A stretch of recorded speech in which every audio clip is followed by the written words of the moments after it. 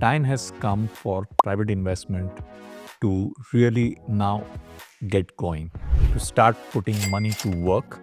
This is a great time to be now investing. One of the challenges in the last few months has been slowdown on the consumption story across the board. I do believe that the small and mid caps may have some froth. The large caps still are relatively better priced.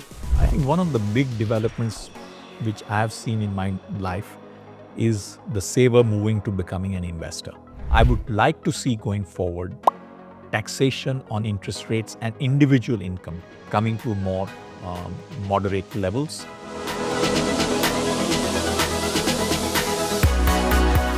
Hello and welcome to this very special conversation with billionaire banker and founder of Kotak Mahindra Bank, Mr. Uday Kotak. Thank you, Mr. Kotak, for joining us on Live Mint. Thank you, Gopika. Great to be here. Well, you put out a New Year message on X platform, and you listed out various measures that you would like to see. One is growth. What kind of measures do you expect to see those animal spirits get boosted again? I think we've come to a point where the private investment has been sluggish and the economy is disproportionately dependent on public investment. Time has come for private investment to really now get going. One of the issues in the last few years was capacity utilization. But as capacity utilization gets better, I would strongly encourage all my private sector enterprise friends to start putting money to work. This is a great time to be now investing as we look at the future. We have the budget coming up in a month's time. What are your expectations from budget this time? It's the first full year budget from the NDA 3 government. I think it will be bold, it will be futuristic, and I'm confident that we will be on the path towards a 30 plus trillion economy over the next 20 to 23 years. We've seen that private capex has been quite slow in picking up after the de-leveraging we've seen. When do you see this picking up, and is it a concern? I think on private capex, the question is what is it that is holding back Indian entrepreneurs? One of the challenges in the last few months has been slowdown on the consumption story across the board. And in addition to rural consumption, I think we have to watch urban consumption, which in many sectors has also been a bit sluggish.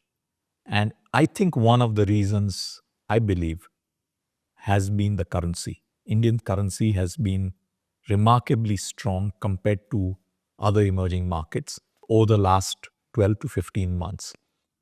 And that strength of the currency may have also played a part in little bit of sluggishness on growth.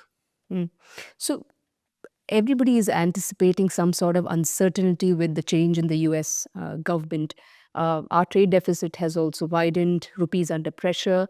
How do you see the trade and the financial landscape sort of panning out this year? So I think first, India is in a good position. Our current account deficit, even now, is 1.2 to 1.3% of GDP.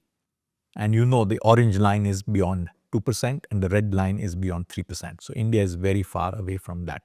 However, we now have a very strong US economy. And the US 10-year bond yields are actually firmer than what they were in August at close to 4.6%.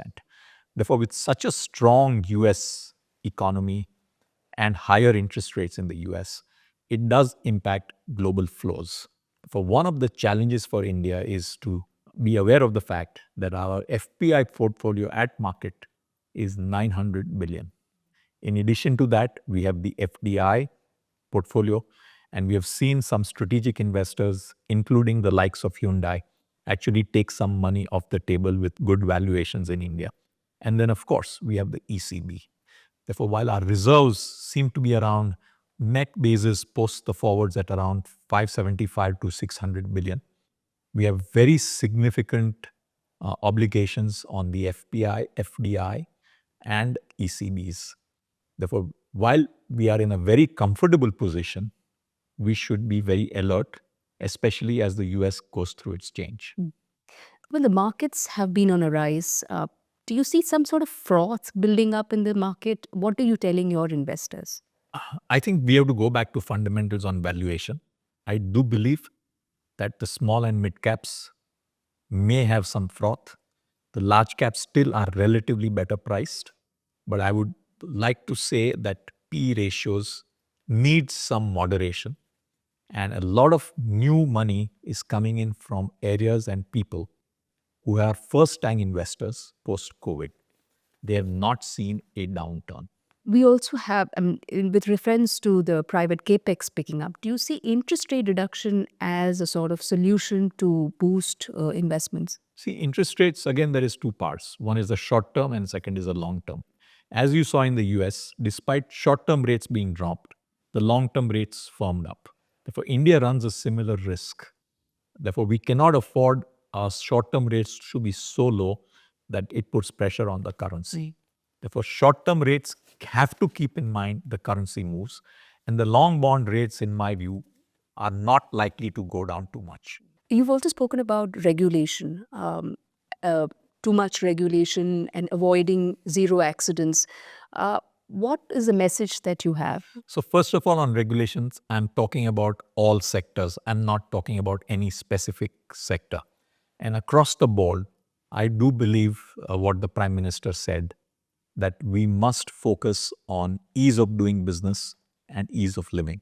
And as long as we keep these principles in mind for business, I think we can get to a much better balance on regulation. And finally, you had spoken about a financial sector model, the 9% annual growth rate, and the $30 trillion GDP by 2047.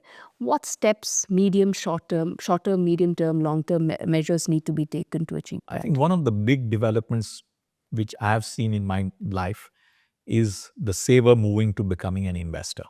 So I think that's a very big plus because that means India has domestic risk capital, which is ready to take risks on investments.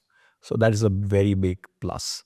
Second, I think we have this was in December 2023 when I talked about the difference in taxation between capital gains and interest rates on deposits and bonds. Since then, in the budget of July 24, the capital gains tax has been simplified and rationalized upwards. I would like to see going forward taxation on interest rates and individual income coming to more moderate levels. We should increase the slabs of lower tax in any case for individuals, but also maximum tax rate moving more to about a 33 odd percent. Therefore, my ideal situation would be a corporate tax, which is a quarter, and an individual tax at the highest marginal rate, which is a third. On that note, thank you so much, Mr. Kotak, for joining us. Thank you very much, and good to be with you. Thank you. Well, that's a wrap on the exclusive conversation with Mr. Uday Kotak. For more news and updates, log on to liveman.com.